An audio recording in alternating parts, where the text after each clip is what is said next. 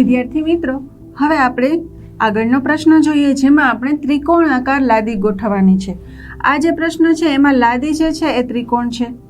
અહીં આ જે મહાવરો છે એમાં આપણે કંઈક આવું ચિત્ર જોઈ શકીએ છીએ. હવે તમે જુઓ, વચ્ચેની જે લાદી છે, બે ત્રિકોણાકાર લાદી સામસામે ગોઠવી એટલે એક ચોરસ બને છે. એનો મતલબ કે બે લાદી વડે એક ચોરસ સેમીનું એક ખાનું બને. તો એક લાદી જે છે એ અડધા ચોરસ સેમીની હોય. જો બે લાદી બરાબર એક ચોરસ સેમી થાય તો એક લાદી બરાબર અડધું સેમી થાય, કારણ કે એ અડધી લાદી છે. તો એક ત્રિકોણ બરાબર અડધું સેમી થાય છે. હવે આના આધાર લઈ આપણે આગળ પ્રશ્નોના જવાબ મેળવીએ. આગળ આપણે જોઈએ કે 6 લાદીઓ ગોઠવી શકાય તેવી ડિઝાઇનનું ક્ષેત્રફળ કેટલું થાય. તો આપણને ખબર છે કે એક લાદી બરાબર અડધું સેમી છે, તો 6 એટલે 6ના અડધા કરીએ તો 3 ચોરસ સેમી થાય, જેને આપણે કંઈક આવી રીતે ગોઠવી શકીએ.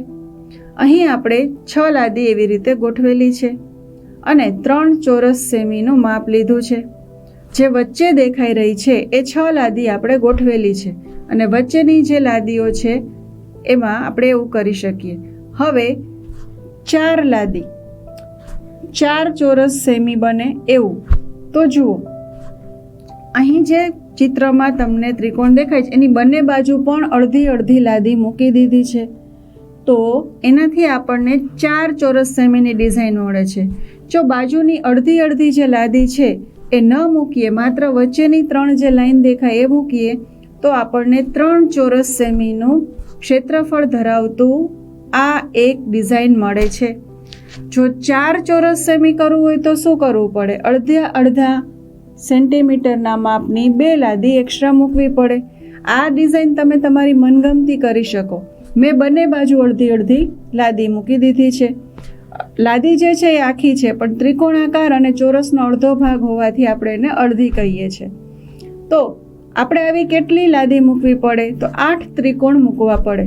તમે ત્રિકોણ ગણો, આખા જે ચોરસ છે એ 3 છે, એનો મતલબ કે 6 અડધી લાદી ત્યાં વપરાય છે અને એક આજુબાજુમાં, એટલે કુલ 8 ત્રિકોણાકાર લાદી આપણે વાપરી અને જેનાથી આપણને 4 ચોરસ સેમી ક્ષેત્રફળ ઢંકાય એવી ડિઝાઇન કંઈક આવી મળે છે.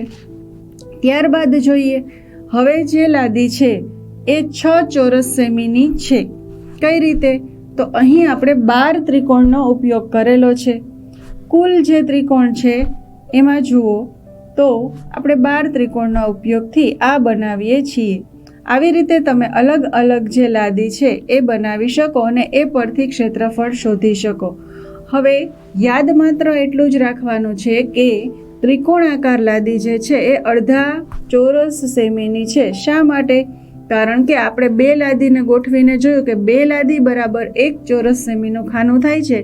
એનો મતલબ કે 1 લાદી બરાબર અડધું ચોરસ સેમી થાય.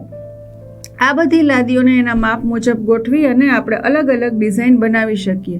હજી પણ તમે આમાંથી અલગ અલગ ઘણી ડિઝાઇન બનાવી શકો અને એનું ચોરસ સેમી ગણી શકો. 1 ચોરસ સેમી વધારવા માટે 2 ત્રિકોણાકાર લાદી આપણે એક્સ્ટ્રા મૂકવી પડે. તો આવી રીતે તમે લાદીઓ ગોઠવતા જાઓ અને નવું નવું ક્ષેત્રફળ શોધતા જાઓ.